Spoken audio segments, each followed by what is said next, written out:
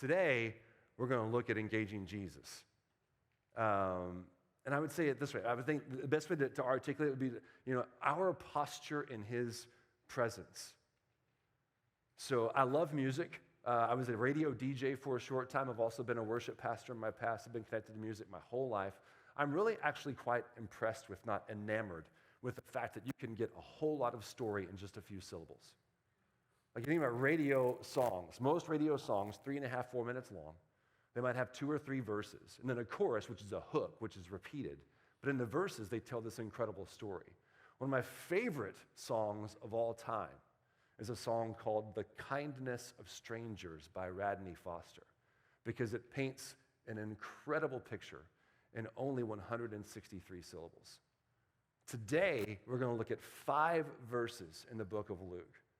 In those 5 verses, depending upon what translation you're looking at, it'll be anywhere from like 153 to 168 syllables.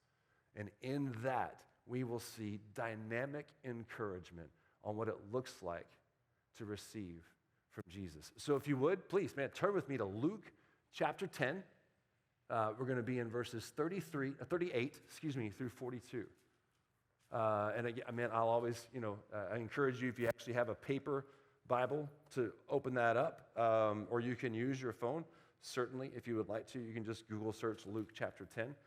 I like to put my phone on airplane mode and just kind of find myself completely physically and spiritually in this space as we spend some time together this morning. But Luke chapter 10, verses 38 through 42. I'm reading from the Amplified Bible this morning.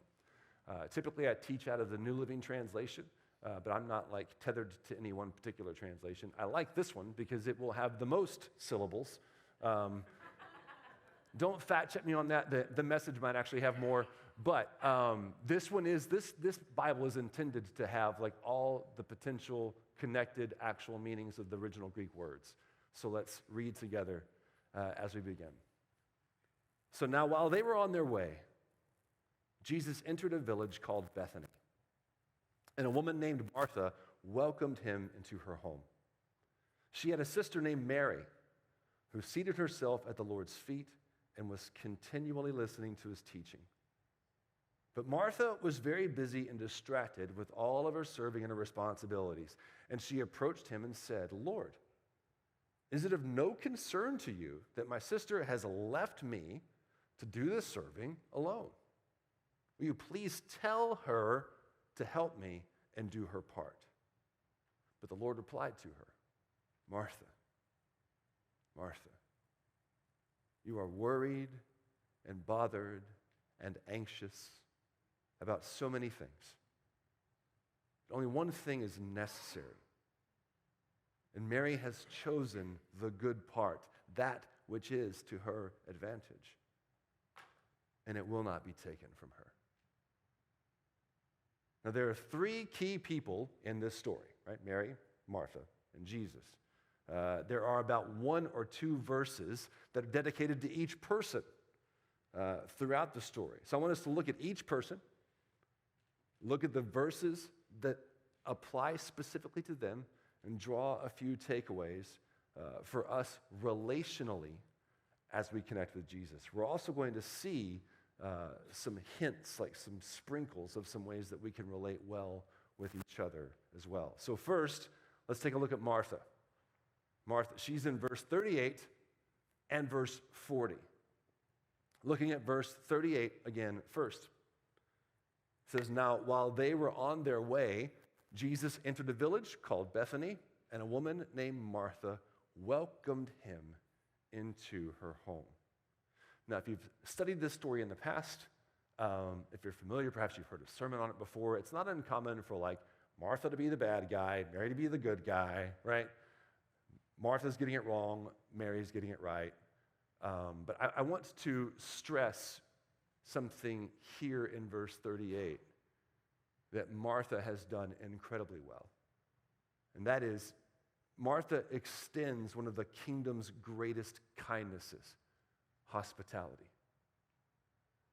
Now, I actually could spend like the rest of the morning just talking about hospitality because of the incredible gesture of genuine love available in this gift.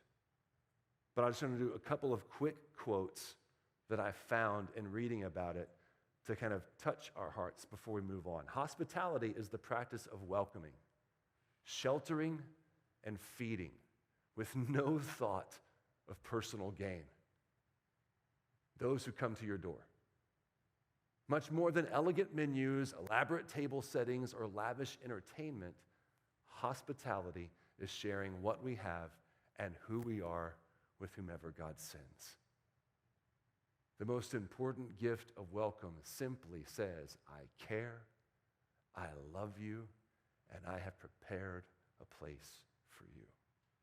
My hope is that this place only continues to grow in our expressions of hospitality to each other and to anyone who might happen in our doors or on our property. How wonderful would it be for strangers, friends, cousins from out of town to come into our collective midst and sense and know from us and from the Lord, I care, I love you, I have prepared a place for you. Again, I could spend a lot of time here. We're not going to. We're going to move on, all right? Let's look at verse 40. But Martha was very busy and distracted with all of her serving responsibilities. And she approached him and said, Lord, is it of no concern to you that my sister has left me to do the serving alone? Will you please tell her to help me and do her part? You see that I've highlighted and italicized two different sections of verse 40. I think it's pretty easy for us to identify with the words busy and distracted. And it's always been the case, but especially now.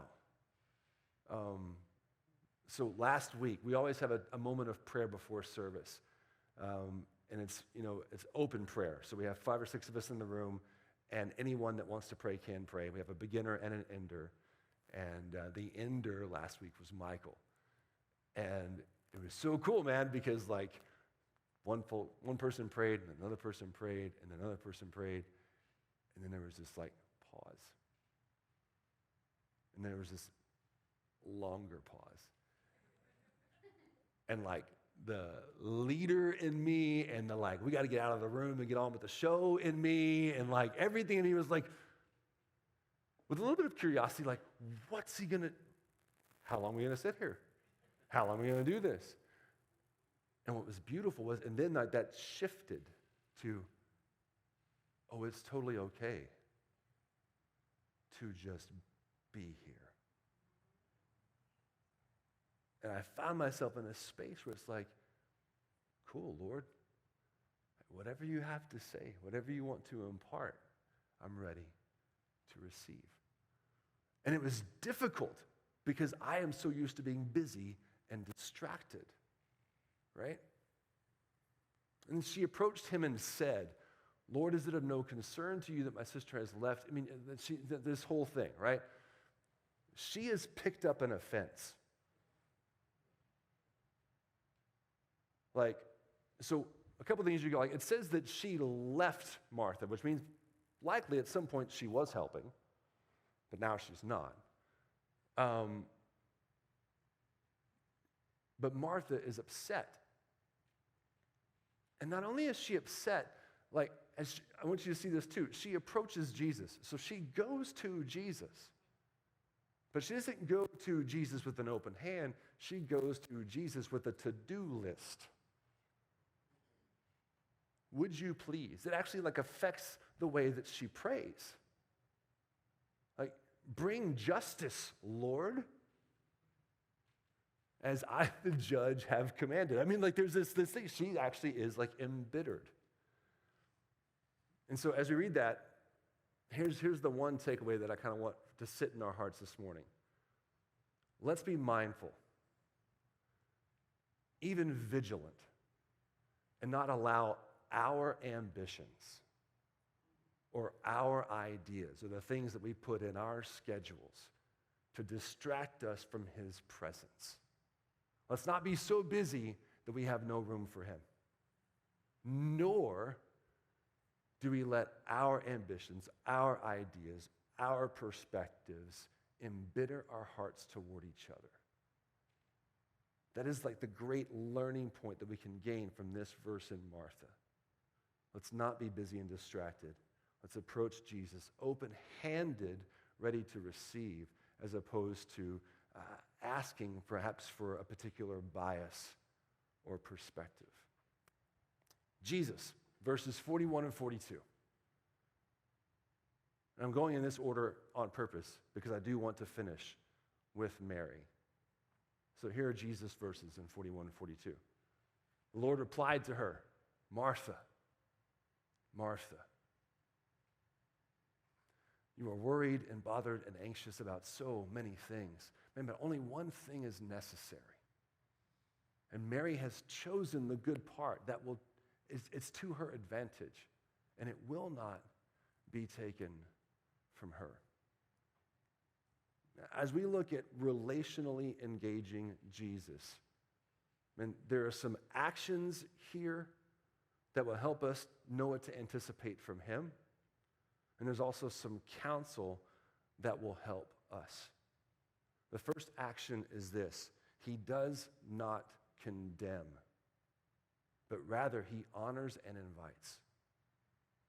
So Martha does come to him distressed, perhaps annoyed, frustrated, looking for justice, looking for, what her just deserts, whatever it is, right?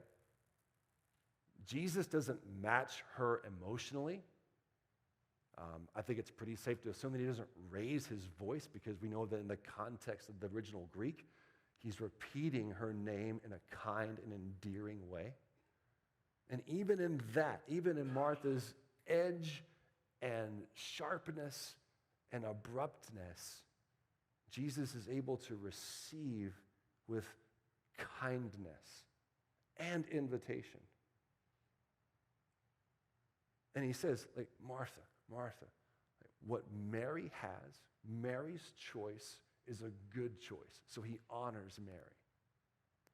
And it will not be taken from her, which means this is going to stay the way it's going to stay. But in that, there's this interesting invitation. You're welcome to join us. And that's what's so fun, is that the story ends there. So we don't know what happens. But I do want to be clear, that is a clear invitation. What's happening here in this space is going to continue to happen. He also welcomes all. Everyone is invited to his table. And this is super important. I'm sure maybe you've heard before, if not, like Luke, the Gospel of Luke champions women more than any other gospel. Not only that, obviously it was certainly more common for rabbis to have men as their disciples. Jesus turned that on its ear quickly and does so here as he walks into the home of two women and welcomes them as disciples. So we see in that context, and in a greater context, like Jesus doesn't armbar anyone, nor should we. A couple of things to notice from a teaching standpoint.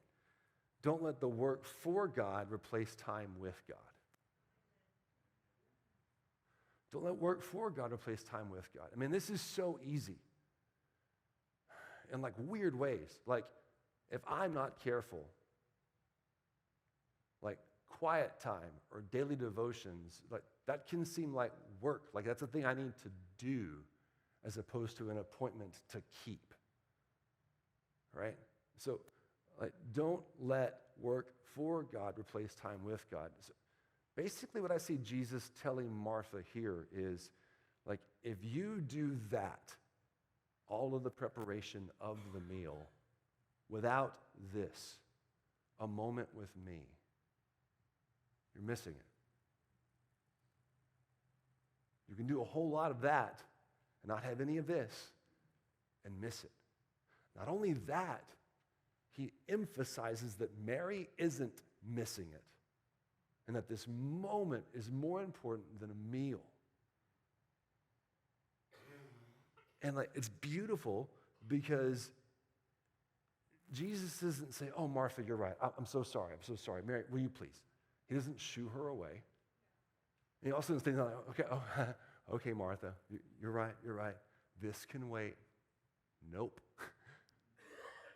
Like, Jesus prioritizes this space. Jesus loves this space. He wants to be there. Like, that is priority number one to him. It's priority number one to Mary. And he's not going to shift those priorities at all.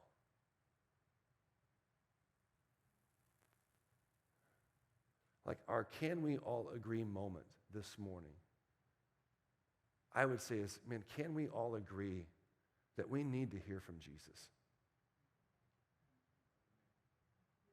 I need to hear from Jesus. I can tell myself a lot of mean things. I can read a lot of mean things on the internet. There's just so much for me to soak up. That, man, it's just mission critical to hear from the King of Kings, the Lord of Lords, the creator of all things, the lover of all things, the one who knows the value of all things, and to allow myself time to be in his presence, receiving what he has for me. That's the second thing that Jesus teaches, man, is that we need time in his presence. We do. Like we need it. There's only one thing that is needed. There's only one thing that is necessary, and it will not be taken from Mary. So I have a question for all of us this morning. Like, what do you need to do this week? Now that sounds like, oh, that's so cute and clever, blah, blah. Like, obviously, like there are some things that immediately come to mind, right? But you're not going to put food on there, and you need to eat. You're not going to put, I got to breathe. Breathing, and you got to breathe. I mean, that's got to happen. And so there is like this basic, deep need that we have to be in Jesus' presence, receiving from him, and not really like dictating what happens in the moment. Perhaps open Bible, open calendar, open moment, open journal, pen in hand, just waiting to receive and write down whatever he would say. But unlike breathing and unlike eating, especially eating, I was going to say like we don't have like indicators to say it's time to do that, but we do. Like when we eat, we get hungry. Our body begins to tell us, yo, man, we need some sustenance. But those cues, spiritually and relationally, perhaps aren't as obvious to us. I mean, how much stress, anxiety, frustration, complication, tension do we endure and continue to walk out without going, okay, man, maybe I need to spend a moment receiving from the one who is the Prince of Peace, that can help me like put to rest a lot of these things, find a new baseline, find his plumb line, and then take a few more steps. Again, what do you need to do this week? I know that for me, after reading this, after being in this passage for a moment, one thing I need to do this week is not just have a quiet time, not just make sure I start my day in God's presence or in prayer, but I'm literally going to like sit down cross-legged on the floor with a journal open and my Bible open. I'm going to read one chapter, and I'm going to say, Holy Spirit, what everyone had to say, like I'm listening. And leave it at that. Fresh and anew with a new appetite for what he might actually say in that moment, right? Mary, last but not least, verse 39. Martha had a sister named Mary, who seated herself at the Lord's feet and was continually listening to his teaching. I want us to see a couple of things here in Mary's activity that are just so great for us as we begin to prepare for that time in Jesus' presence. One is she has seated herself. So we see surrender, we see humility, we also see like putting everything else aside. That's one of the reasons why I really do encourage like airplane mode during this space, even during worship, if you're able to. Like if you have a job, you have to be on call, that's a little bit different. But man, there's just something about what God could do here, now. or over at like the Healing Place now, or in El Paso now, or wherever churches meet all across the globe, there's something wonderfully eternal that's happening in our midst. And I don't want to miss it. And I think we see that in Mary's posture. I mean, like, she's even like resigned her body, her schedule, her everything. She has stilled herself in a beautiful way. And then it says that she's continually listening. So from the sponge illustration perspective, man, not only opened up her mind and her heart, but also her soul and her body. She's just ready to receive.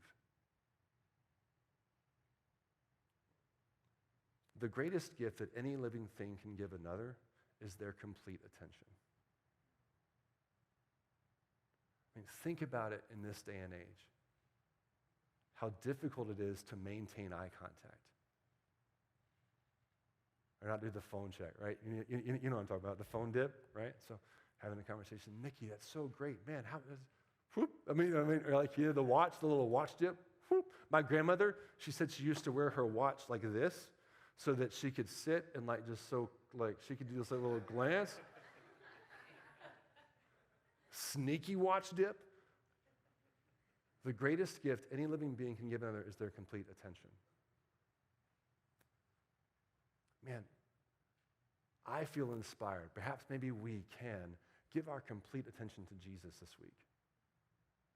Perhaps that can become a new rhythm of nutrition for us as we fill up, ready as a sponge to go and like squeeze out on the world around us. And check it out, when you give your complete attention to something, it begins to speak some incredible things, communicate some incredible things as you do it. Here are three that I'm going to highlight quickly. 3 truths that our complete attention will communicate. 1, you are of value. You are worth my attention.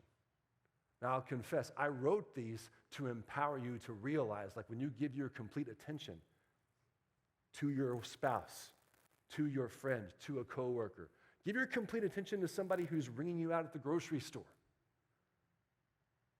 You're going to say, man, you are valuable. In Jesus' presence, though, we're saying, Jesus, Lord, you are worthy. Mary is saying, Jesus, you are worthy. I am seated, I'm still, because you are worthy. You're also going to say that they are unique. You're telling other people, man, your story has details that are different from mine. You're affirming their particular narrative and all the wonderful things that God is doing and redeeming in their created and imperfect life. When it comes to Jesus, we are saying, Lord, you are holy. You are truly set apart. The one only God, perfect and wise. And number 3, important. I can learn from you. Like the converse of this number 3 is humility. Like it's a gesture of humility. Others first, you first. My complete attention says I'm listening to understand, right? Not listening to retort. We've heard that before, right? But like, man, we're saying, wow, what you have to say is important. Who you are is important. Jesus, you are wise. You are the one who's like the perfecter and the author of my faith. You are the one who is like redeeming and like finishing those things that are imperfect and need tying up in my life, a resolution. So there are divine applications as well as daily applications here. But please realize, my goodness, perhaps one of the most like greatest commodities on the planet in any time, but certainly in our time, is our complete attention. Let's spend it well this week. All right, so 3 ways that we can walk this out before we leave today. And I'll ask Yoni to come on up and begin to play. Number 1, let's actively welcome others. Let's take a note from Martha's incredible gesture of hospitality. And whether it is in our homes or at our desks or in our cars, be cognizant and welcoming of other folks that are around us. Number 2, man, let's schedule time in his presence. And again, don't put a task on your to-do list. I need to have a quiet time. I must pray to the Lord. No, I mean like God, can I have 30 minutes just to listen? What's beautiful is like, he's never going to say no. He's never going to say no. He would be delighted to have 30 minutes of your undivided attention. And I'm pretty sure, being the sovereign God of all creation and all, he's going to maximize that time and deposit something incredibly wonderful for you that you can even then take and give to someone else. Let's seize that. I want to seize that and schedule time in his presence this week. And let's be intentional and generous with our attention. I'm here to tell you, man, there's nothing like eye contact. It's genuinely, biologically good for us. And it communicates. Unless you look at them, don't give them the stink eye, and then they'll be like, what's wrong with me? And don't make sure that your eyes are open and warm and receiving and welcoming. And man, but let's give our attention to those that the Lord would give to us this week. Let's give our attention to him.